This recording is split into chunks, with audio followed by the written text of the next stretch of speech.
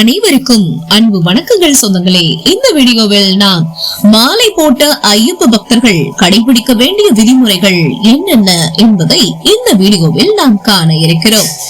எதிர்பாராமல் உங்கள் குடும்பத்தில் பிறப்பு அல்லது இறப்பு நிகழ்ந்தால் நீங்கள் அணிந்துள்ள மாலையை சுவாமி ஐயப்பன் முன் வைத்து விட வேண்டும்.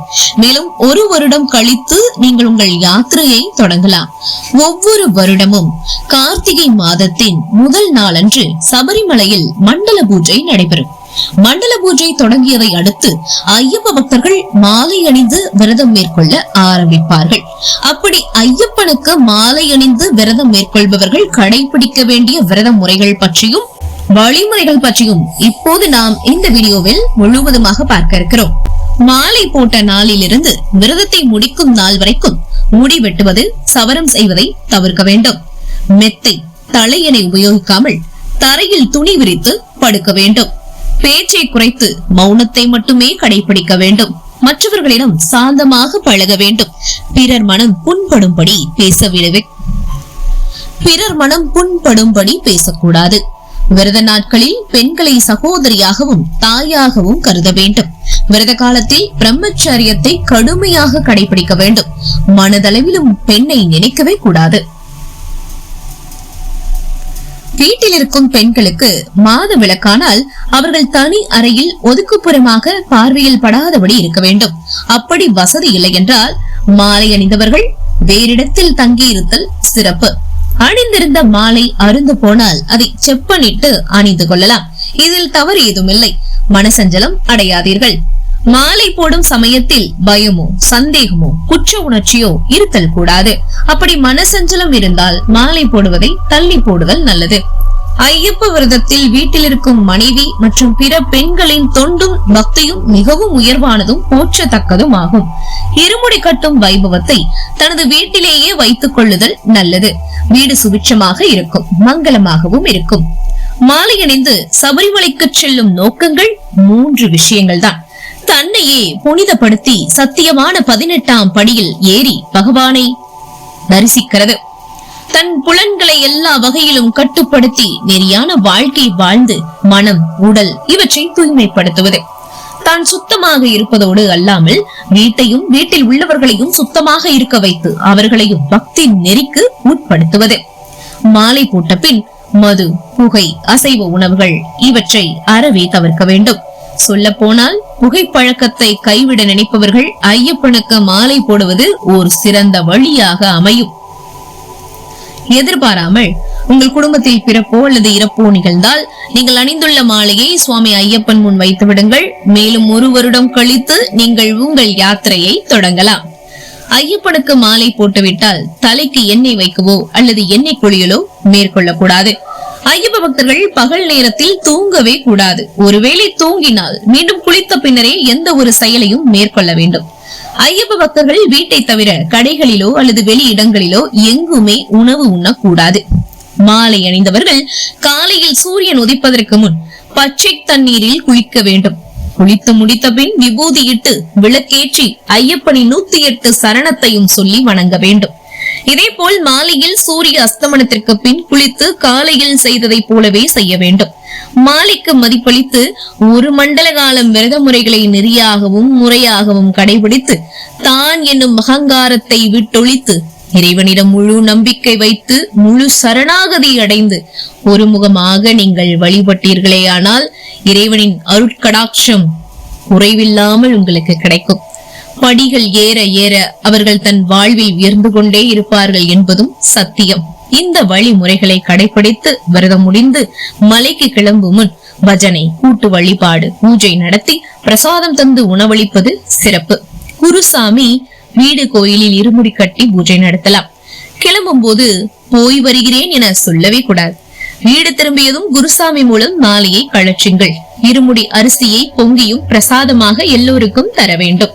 விரத காலம் வழங்கிய நற்பழக்கங்களை ஆயுள் முழுக்க பின்பற்றுவதே ஐயப்பனின் பூரண அருளை உங்களுக்கு பெற்றுத்தரும். சுவாமியே சரணமையப்பா என்ற கோஷம் இந்த மாதம் முதல், ஏன் ஐப்பசி மாதத்திலிருந்தே ஆரம்பித்து விட்டது அப்படின்னு தான் சொல்லணும்.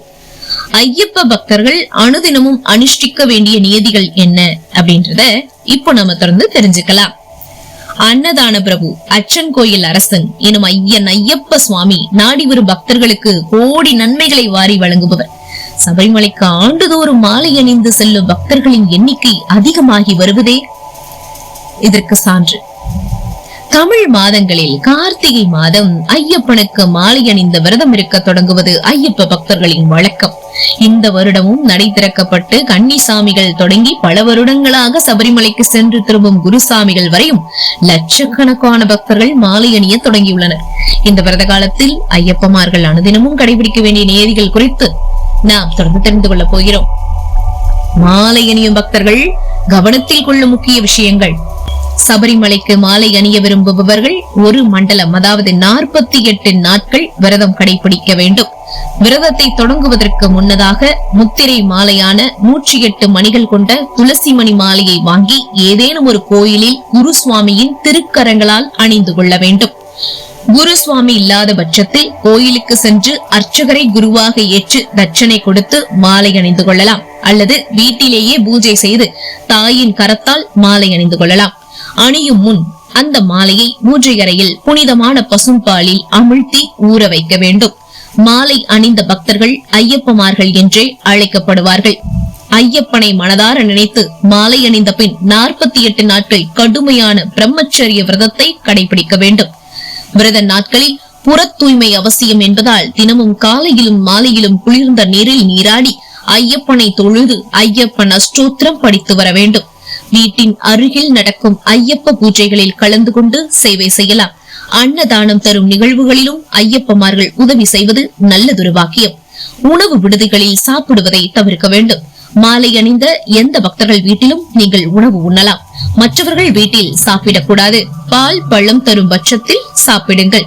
விரத காலத்தின் போது குடிப்பழக்கம், செருப்பு அணிவது, அசைவம் உண்ணுவது, எண்ணெய் தேய்த்து குளிப்பது, புகைப்பிடிப்பது, சவரம் செய்வது, முடி வெட்டுவது போன்ற செயல்களை முற்றிலுமாக தவிர்க்க வேண்டும். இந்த ஒரு மண்டல காலத்தில் கட்டுப்பாட்டுடன் இருந்தால் பின்னர் அதுவே நாம் தவறான பழக்கங்களை விட்டு விடுவதற்கு உதவியாக இருக்கும். சபரிமலைக்கு மாலை அணிந்து கொள்ளும் சாமிகள் கருப்பு நிற அரைஞான் கயிறு, கையிலும் கழுத்திலும் கருப்பு நிற கயிறு ஆகியவற்றை பயன்படுத்தக்கூடாது. கருப்பு, நீலம், காவி, பச்சை நிறத்தில் அமைந்த மேல் ஆடைகளையும் வேஷ்டிகளையும் நீங்கள் உடுத்தலாம். ஒருவரின் இறப்பு, வளைகாப்பு, சீமந்தம் போன்ற நிகழ்வுகளில் மாலை அணிந்தவர்களும் மாலை அணிந்தவர்களின் வீட்டில் உள்ள மற்றவர்களும் கலந்து கொள்ளக்கூடாது. கலந்து கொள்ளும் அவசியம் ஏற்படும் போது குருசாமியாக ஏற்றவரின் முன்னிலையில் அவர் அறிவுரையின் பேரில் மாலையை கலற்றிய பிறகு பங்கெடுக்கலாம். அப்படி கலற்றிய மாலையை ஒரு வருடம் ஆகாமல் மீண்டும் போடக்கூடாது. எனவே அடுத்த வருடம்தான் அவர்கள் சபரிமலைக்கு செல்ல முடியும். மாலை அணிந்த அத்தனை ஐயப்ப பக்தர்களையும் சுவாமி என்றும் பெண்களை மாளிகை பருத்து சாமி என்றும் அழைக்க வேண்டும். பேச தொடங்கும் போதும் முடிக்கும் போதும் சரண கோஷத்தை முழங்கலாம். இரவில் தூங்கும் போது மெத்தை தலையணைகளை பயன்படுத்தாதீர்கள். மெல்லிய விரிப்புகளை பயன்படுத்தலாம். பகல் நேரத்தில் தூங்காதீர்கள். பெண்களை மனதளவிலும் தவறாக எண்ணக்கூடாது. வீட்டில் இருக்கும் பெண்கள் வீட்டு விளக்காகும் பட்சத்தில் வெளியில் மாலை அணிந்த ஒருவரின் வீட்டில் நீங்கள் தங்கிக் கொள்ளலாம். அல்லது தனி அறையில் அவர்கள் பார்வையில் படாதவாறு தங்கிக் கொள்ளலாம். அவர்கள் சமைத்த உணவை சாப்பிடுவதை முற்றிலும் தவிர்க்க வேண்டும். கன்னிச்சாமிகள் மலைக்கு கிளம்பும் போது அவர்களின் குருசாமியின் தலைமையில் வீட்டிலேயே ஐயப்பனுக்கு பூஜை செய்து ஏழைகளுக்கும் ஐயப்ப பக்தர்களுக்கும் அன்னதானம் வழங்குங்கள். இந்த அன்னதானத்தில் ஐயப்பன் மனித ரூபத்தில் கலந்து கொள்வார் என்பது ஐதீகம். ஒரு மண்டலம் முடித்து சபரிமலைக்கு செல்லும் ஐயப்பமார்கள் தங்களின் குருசாமியின் தலைமையில் ஏதேனும் ஒரு ஆலயத்திலோ அல்லது வீட்டிலோ ஐயப்பனை வணங்கி இருமுடி கட்டி கொண்டு மலைக்கு கிளம்பலாம்.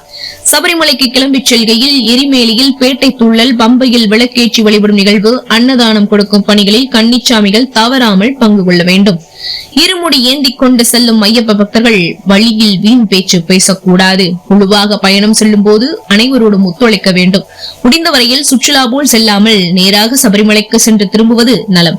இவற்றை கடைபிடித்தால் ஐயன் அருள் உண்டு என்றும் பயம் ஒருபோதும் இல்லை என்றும் நாம் கூறிக்கொள்ளலாம். தரிசனம் முடிந்து வீடு திரும்பிய பின் இருமுடிக்கு பூஜை செய்து அதன் பிறகுதான் மாலை கலற்ற வேண்டும். இடையிலேயே கலற்றக்கூடாது. குறிப்பாக குளிக்கும் போது கூட மாலையை கலற்றக்கூடாது என்பது முக்கியமான விஷயம். ஐயப்ப பக்தர்களே, அனுதினமும் நீங்கள் அனுஷ்டிக்க வேண்டிய நியதிகளை பற்றி தெரிந்து கொண்டீர்கள் அல்லவா? இதுபோல் நடந்து ஐயப்பனின் அருளை முழுவதுமாக பெற்று வாருங்கள் என்று கூறி இந்த வீடியோவை நான் நிறைவு செஞ்சுக்கிறேன். மேலும் உங்களுக்கு அந்த 18ஆம் படி பற்றி தெரியும் என்றாலும் சரி, 18ஆம் படி எதற்காக அப்படின்ற நீங்க கேள்வி எழுப்பினாலும் சரி, கமெண்ட் பாக்ஸ்ல மறக்காம சொல்லுங்க. ஐயப்பனை போய் தரிசனம் பண்ணிட்டு வந்தவங்க அந்த அனுபவத்தை மறக்காம கமெண்ட் பாக்ஸ்ல பகிர்ந்துக்கோங்க. மேலும் இது போன்ற அருமையான ஆன்மீக வீடியோக்களுக்கு நீங்க பண்ண நம்மளுடைய சேனலை சப்ஸ்கிரைப் பண்ணி சப்போர்ட் பண்ணுங்க. மீண்டும் சந்திக்கலாம் சொந்தங்களே. நமது சந்திப்புகள் அனைத்தும் சந்தர்ப்பமாகும் பொழுது. அதுவரை நன்றி, வணக்கம்.